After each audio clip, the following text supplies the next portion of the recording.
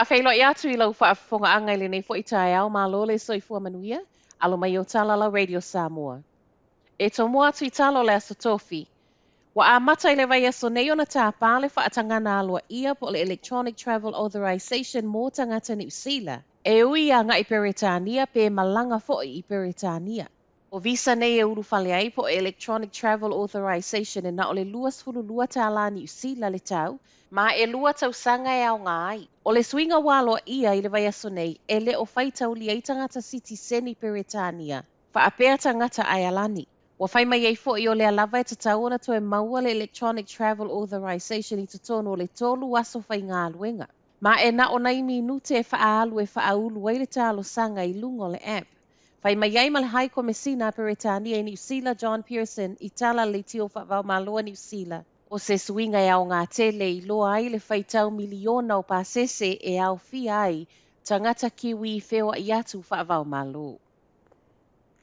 Halu whaasasa o le taavale le nofuanga wa toso ai teipa leo ana nafi esu ese tasi o whaalavalawe tau taavale I Waikato.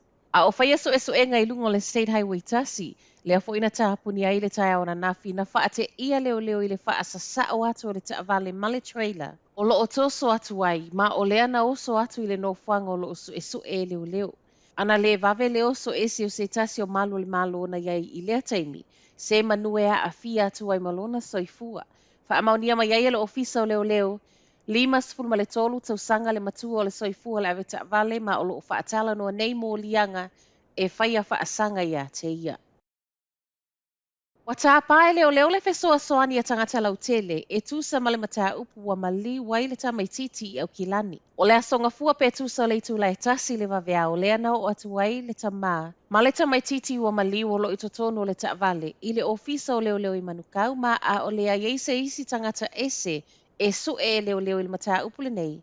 Paule talo sanga wa au mai o ni molimau.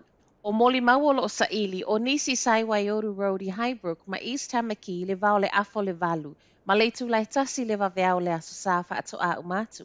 O lo mo o mia fo ia leo nisi na va aile Nizan Bluebird lanu moana I totono o taimi wa tā ua.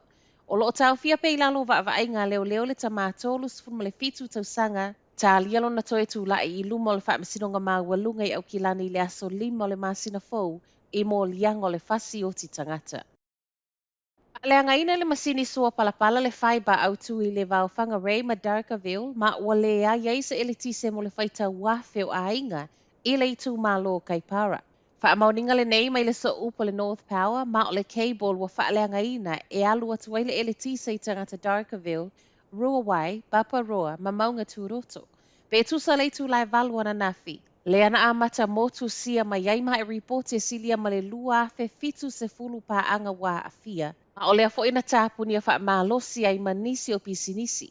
Tā ua mai ei fo I tala le One News le wha awhainga tāo wha ataunga na iai le aso na nafi. O na o leana tele na motu sia uma masini FPOS ma toe fo ia ia wha o ngātu pe pepa. E tu ufa atasia tala no tae aolo o wha awau pea ngā luenga le au inisinia e toe wha aleleia. Ma tala wha ai umai Amerika, ule selia ma le tasi ia feo fale. Ma li liu tangata e toa lua, ma le toa tele wa manu nu ai Los Angeles I California I Amerika, ona o le mu tele o loo iai. O le mu le nei o whaate tele ina I savili malo losi, ma I lapata inga o loo sau nei tua, e ono whaawa upea. Whaamatala ina e reporti I le tau nei mai Amerika, o le mu le nei walona lua I le whaatu langana o mu te tele le ai. Whaitau se fulu wafe tangata wo e se whaamalosi mai o lātou fale. Ma I tala lata mai wasilia ma le lima afe eka wa mu. Ta ua mai ei foi e le o whaingo fie le ofiso le tine mu. E whai o le tau whaasoa soa le suavai a o le au whai ngāluenga foi. O Talafonala Radio Samoa, manu ia tele le nei tai au.